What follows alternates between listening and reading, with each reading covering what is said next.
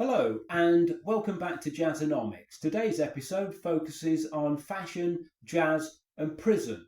Most of my clothes come from charity shops, and those that haven't have tended to have been found by a good friend of mine in the early hours of the morning when she's out walking her dogs in town. I'm sporting at the moment what can only be described as discarded prison wear. This lovely grey sweatshirt and matching jogging bottoms. The thing that leads me to believe that they were discarded by a recidivist is the fact that the jogging bottoms don't contain a drawstring or any pockets. I would imagine that they would be slightly problematic in prison. My friend took these home, washed the smell of regret, self-loathing and sodomy from them and gave them to me. And here I am wearing them for all the world to see. I shall give you a twirl.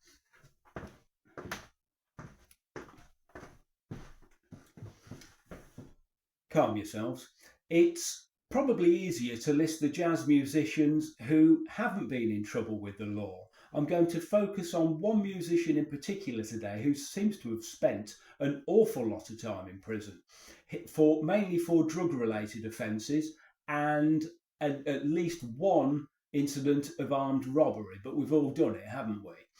He is a supremely gifted alto saxophonist. He died at the age of around about 56, 57, following no end of addiction issues with heroin, pills and alcohol. I read today that he used to drink a gallon of wine a day. You could wash an awful lot of food down with that, couldn't you?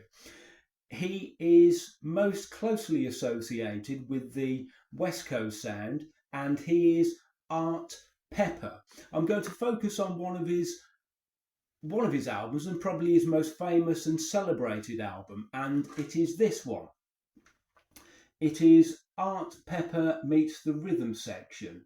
Art Pepper on alto saxophone, Red Garland on piano, Paul Chambers on bass, Philly Joe Jones on drums. It was recorded in 1957 and it was released on the Contemporary label.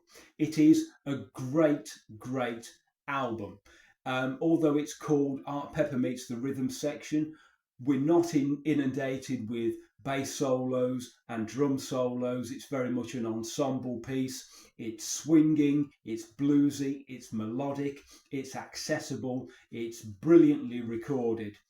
Out of interest, I compared it with an Art Pepper box set that I bought some time ago for a very good price, and I'll show you that box set now. It is Art Pepper 12 classic albums 1954 to 1962, and there's a version of Art Pepper Meets the Rhythm Section on the 12 album box set, and the difference between the two CDs is really quite significant. This one, the bass is far more prominent, the drums are more vibrant, it's louder, it's crisper. I don't really understand it, but it's mixed differently.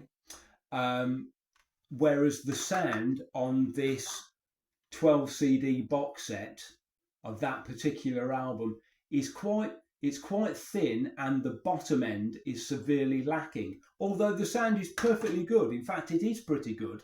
And if I didn't have this particular CD, I probably wouldn't be able to, I wouldn't know. So I bought this on eBay for £7. It was delivered for £7, and it's a very good buy, and it contains some classic Art Pepper albums. Art Pepper Plus 11, Smack Up, and it also contains an album where Art Pepper is a sideman. It's on an album by a pianist, arranger and composer called Marty Paich, and that really stood out. That's probably enough for today. If you like this video, please like, share and subscribe. Thank you very much for watching. I'm off to slop out. This was Jazzonomics.